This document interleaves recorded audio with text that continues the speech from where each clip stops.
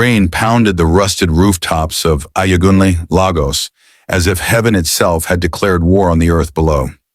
In the midst of the flooded streets and blaring horns, Zainab Yusuf, just 18, pressed her back against a decrepit wooden kiosk. She was drenched, her threadbare Ankara dress clinging to her frail frame, her bare feet soaking in cold puddles. The cardboard she'd used for shelter was useless against the downpour. 3 months had passed since she watched them lower her father's casket into the red soil of Ikorodu Cemetery. Beside the grave, Mama Ronki, her stepmother, had shed crocodile tears, her bright red gel bobbing with each pretend sob. But no sooner had the final amen been whispered than her eyes turned to Zainab with venom. "You should have died with him, Olosho." "Witch!" That was the verdict. Within hours, Zainab had been kicked out with nothing but a torn dress, an old Quran, and a plastic bag of clothes. Since then, she roamed Lagos like a ghost one nobody prayed for. By day, she begged, smiled for scraps, sometimes cheered when an Okada rider tossed a half-eaten gala sausage roll her way. By night, she competed with rats and drunkards for corners of dry concrete. But survival was cruel mathematics. How many sachets of pure water could she afford?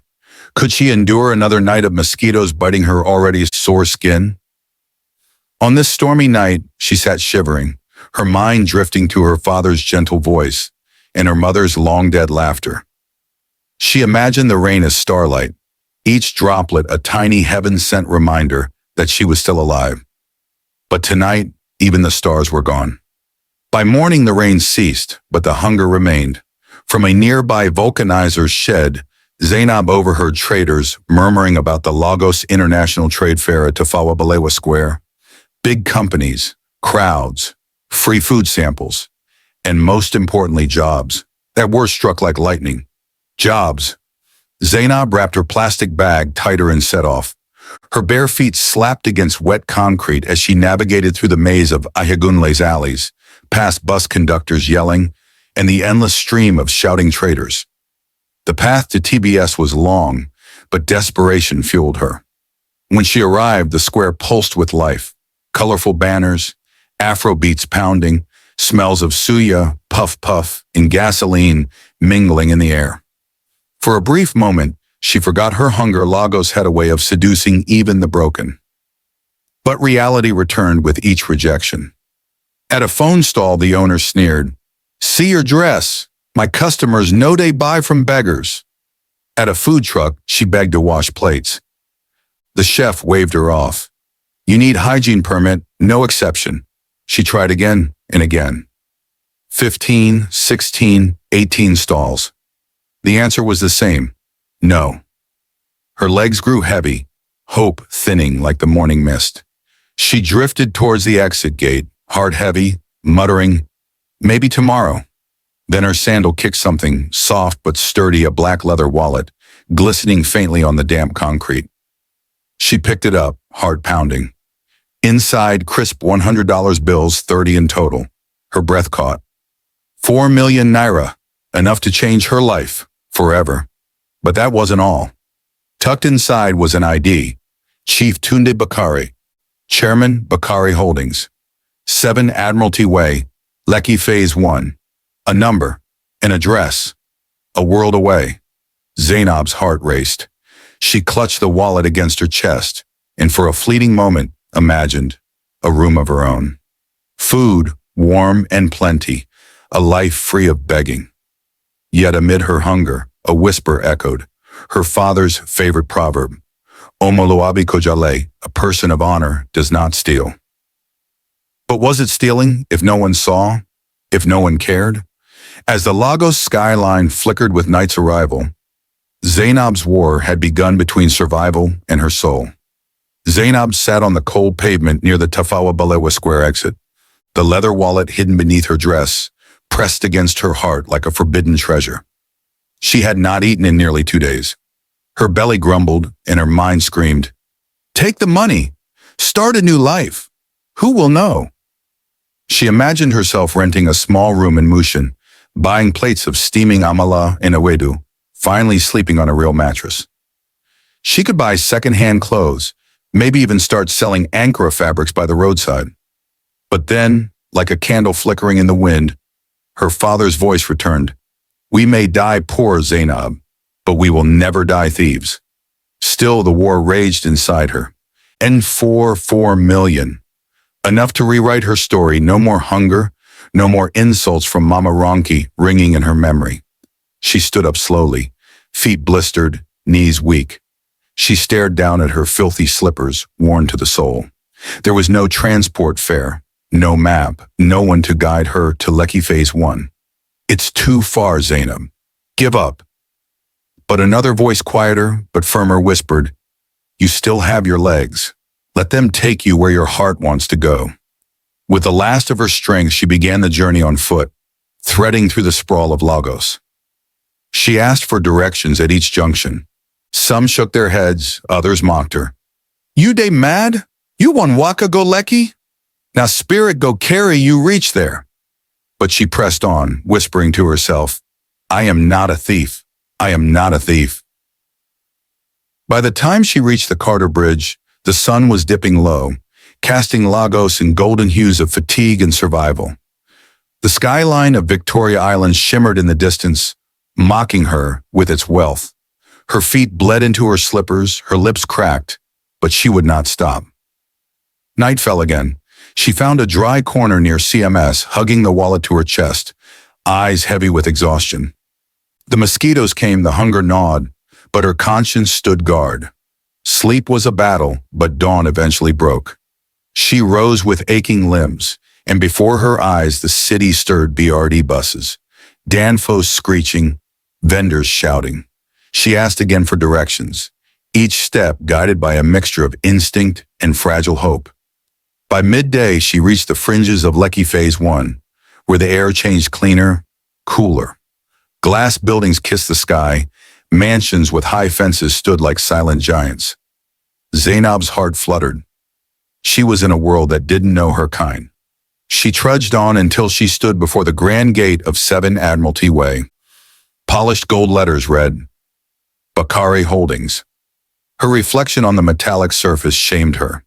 A skinny girl, skin darkened by sun and grime, hair tangled, dress soiled.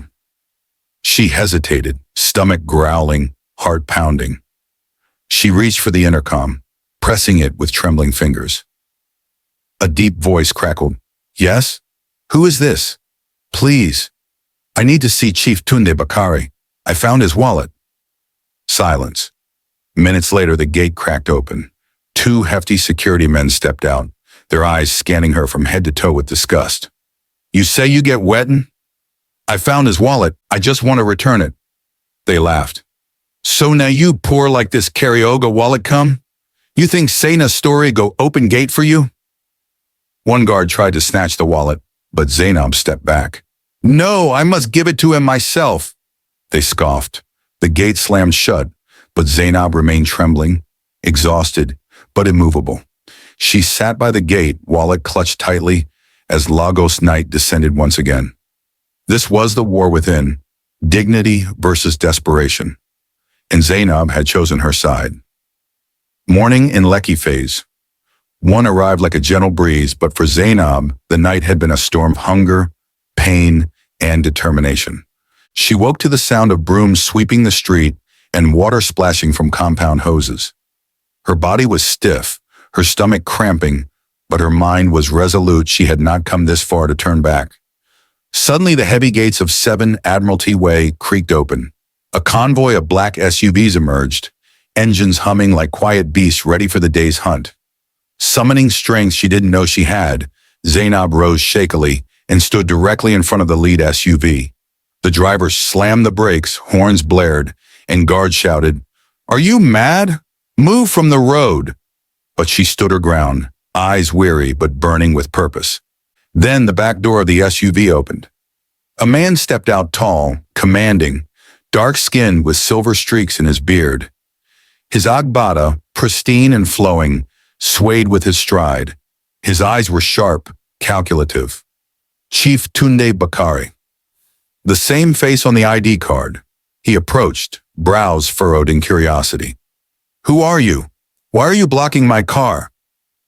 Zainab's voice trembled, But she steadied herself.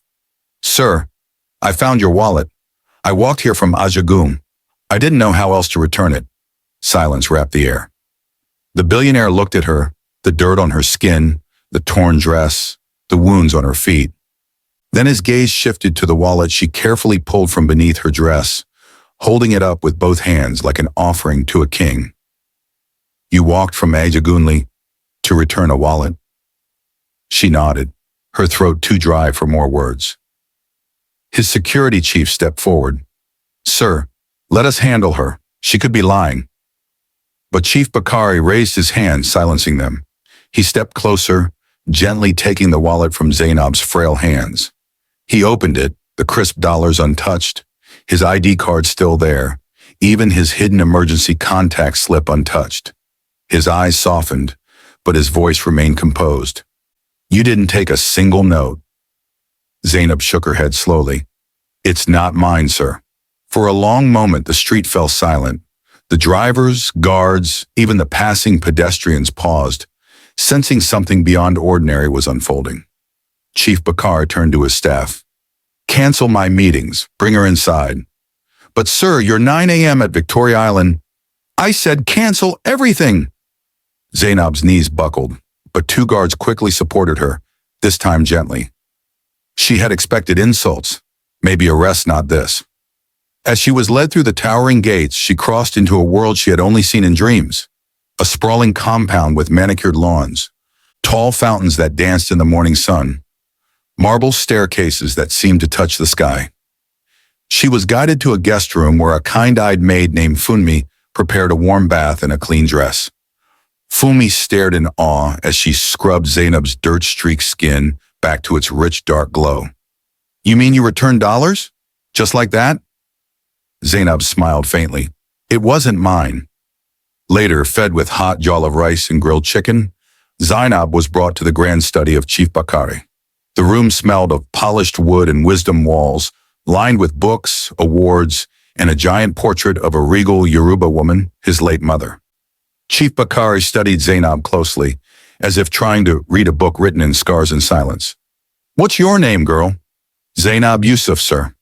And why? Why didn't you keep the money? She swallowed hard. Because my father taught me poverty is hard, but theft is heavier. The billionaire leaned back, an unreadable expression on his face. Rest, eat. Tomorrow we'll talk, and I will decide what to do with you. That night, for the first time in years, Zainab slept in a real bed, under a roof that didn't leak, wrapped in sheets that smelled of lavender and clean dreams. She didn't know what morning would bring, but for now she felt human again. Morning sunlight streamed through the tall, arched windows of the guest room. For the first time in years, Zainab Yusuf awoke not to the stench of gutters or the bite of mosquitoes, but to the soft warmth of a cotton duvet, the air cool from a humming air conditioner. For a fleeting moment, she feared it was a dream that she was still curled under some kiosk in Ajegunle. But then she touched her clean skin, the soft cotton of her borrowed gown, and the scent of floral soap. A gentle knock came. Funmi, the housemaid, entered with a tray of steaming yam porridge and fresh mango slices. Madam, Oga is waiting for you in his study once you finish eating. Zainab ate slowly, each bite a foreign comfort. She whispered a prayer of gratitude, the same prayer her mother used to say whenever they shared a meal, no matter how small. Thank you, Lord, for daily bread, and those kind enough to offer it. Soon she was escorted to the grand study, where Chief Tunde Bakari sat, dressed in a crisp white senator attire, a glass of water before him. His face was calm, but his eyes held depth, the eyes of a man who measured more than he revealed. Sit, Zainab. She sat cautiously, hands clasped tightly on her lap. Tell me your story. From the beginning. She swallowed, then began. The death of her mother. The cruelty of her stepmother, Mama Ronka, her father's passing, and how she was branded a witch and thrown into the streets. She spoke of the nights she slept under the open sky, her hunger, the mockery, and finally the wallet. Her voice cracked as she recalled the temptation to keep the money, how she argued with herself for hours but remembered her father's teachings. A good name is better than riches, Chief Bakar listened in silence, his fingers steepled beneath his chin. When she finished, he leaned forward, his voice low but firm. Do you know why I left that wallet there, Zainab? She looked up confused. You left it? Yes. For over 2 years, I placed that same wallet with different sums of money in markets, airports, even churches, always with my ID inside. Yet no one ever returned it. Zainab gasped softly. I wanted to believe that somewhere in this city, integrity still lived, that despite poverty, despite pain, some souls remain unbought. He stood, walking towards a tall window that framed the Lekki Lagoon, his voice thoughtful. You are the first, Zainab, the first in 2 years to return it untouched. Zainab's eyes filled with tears. She had no idea she was part of any test. She only knew she didn't want to sleep with the shame of stolen money. Bakari returned to his desk, pulling out a slim envelope. This is a cashier's check for $1 million. It's yours. Zainab's hands flew to her mouth. Sir, I can't, I don't deserve. You deserve more, child. His voice was gentle but firm. But I will not stop there. I want you to become more than a story of luck. I want to train you, educate you, and position you. Integrity like yours should not die on the streets. Zainab broke down in tears. She had never imagined such kindness, especially from someone so rich, so distant from her world. Why me, sir? She whispered. Chief Bakari smiled faintly. Because when no one was watching, you chose to do the right thing. That is the kind of person Nigeria needs. That is the kind of person I need in my company. From today, Zainab Yusuf, you are not just a homeless girl from Ajegunle. You are my social impact protege. You will train, you will learn, and one day you will lead. The words felt surreal, but in her heart, Zainab made a vow. I will not waste this grace. I will honor my parents' name. That night, as she lay in a bed with silk sheets, Zainab whispered into the darkness, Mama, Baba, your daughter is no thief. Your daughter is free. Weeks passed, and Zainab Yusuf's life became a whirlwind of transformation. Each morning, a private tutor came to the mansion, teaching her business etiquette, communication, and mathematics. In the afternoon, she shadowed Chief Tunde Bakar himself, watching as he navigated meetings, brokered multimillionaire deals, and negotiated with foreign investors. She was no longer just the girl who returned a wallet. She was becoming a woman of value, dignity, and skill. A personal tailor stitched navy blue power suits for her. Her first fitted jacket made her stare in the mirror, hardly recognizing herself. Her reflection had changed, but the soul behind her eyes was still the same girl from Ajegunle, the one who slept under leaking zinc roofs. Chief Bakari watched her progress closely. One evening, in his Lekki mansion's study, he said, Zainab, you are ready for the next step. She looked up, her heart racing. Sir, I'm sending you to Abuja. You will manage the Bakari Holdings social impact projects from our head office in the Central Business District. Specifically, you will lead our affordable housing initiative for low-income families. Her mouth fell open, disbelief and joy mingling. But, sir, I have no certificate, no degree. How will they respect me? He smiled. Certificates are paper. Character is granite. You have the most important qualification, integrity. To support her, he handed her 2 things. The deed to a furnished 2-bedroom flat in Jabi, Abuja. A symbolic brass key, the master key to every Bakari Holdings site across Nigeria. This is not charity, Zainab, he said, placing the key in her hand. This is trust. Don't lose it. Her flight to Abuja was her first time on an airplane. She stared wide-eyed as clouds floated beneath her, each one a reminder that her life had truly ascended from the depths. When she arrived at her flat, the smell of fresh paint, the hum of the refrigerator, the softness of the bed all felt surreal. She walked to her window, looking out at the city skyline, ASO Rock visible in the haze. She whispered, I am not dreaming. I am not dreaming. Her first days at Bakar Towers were intimidating. Executives in sharp suits eyed her with skepticism. Some whispered, now that girl way return wallet? What does she know about development? But she remembered the words of her mentor from finishing school. Fear bends the neck. Purpose straightens it. In meetings, she stood tall. She listened, learned, and when she spoke, her voice was steady, her passion undeniable. When she presented the affordable housing blueprint, she didn't just talk numbers. She talked about dignity, about what it meant for children to sleep under secure roofs, for families to stop living in shacks of shame. One senior director, old and gray-bearded, raised a brow. "What makes you qualified to lead this?" She smiled calmly. "Because I know what it feels like to sleep on bare concrete, to wake up cold, hungry, and invisible. I am not building homes. I am building the dignity I once didn't have." The room fell silent, every ear, every heart captured. Word of her rise spread through social media, blogs, and newspapers. From street girl to national leader, Zainab Yusuf's inspiring rise. At night, in her Abuja apartment, she stared at the brass key on her table, a constant reminder that she held not just the keys to buildings, but to people's better lives. And deep within, she promised, "I will be the kind of leader I once prayed to find." She was no longer the girl who returned a wallet. She was the woman building a future where others like her would never have to choose between hunger and honesty. One quiet morning, in her Abuja flat, Zainab's phone buzzed with a number she didn't recognize.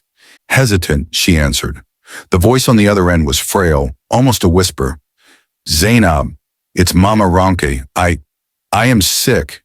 They said I may not last long. I just thought, maybe," then silence. For a long while, Zainab sat still, the phone cold in her hand. She remembered vividly the day Mama Ronke dragged her by the arm, threw her onto the muddy streets of Ajegunle, calling her a witch, cursing her to die like her mother. Her chest ached not from hatred, but from the ghost of that rejection. She could have ignored the call, let the past rot in the past. But something deeper called her, a voice she knew well. Dignity is not just in rising, it's in forgiving. Zainab requested 2 days leave from Bakari Holdings and flew to Lagos. As her taxi approached her old compound in Ajegunle, the memories crashed back, the smell of the gutters, the bickering neighbors, the collapsing zinc roofs. Inside the dim parlor on a thin, stained mattress lay Mama Ronke. She was almost unrecognizable, thinner, eyes sunken, pride long abandoned. When she saw Zainab, her eyes filled with panic and shame. "You've come to curse me, haven't you?" the woman croaked. But Zainab knelt beside her and gently took her hand, the same hand that once shoved her into the streets. "No, Mama, I came to forgive you." She reached into her handbag and produced a deposit slip from a reputable private clinic in Surulere, alongside a brochure of their health services. "You'll get treatment. I've paid already. No one deserves to die in pain, not even the one who hurt me."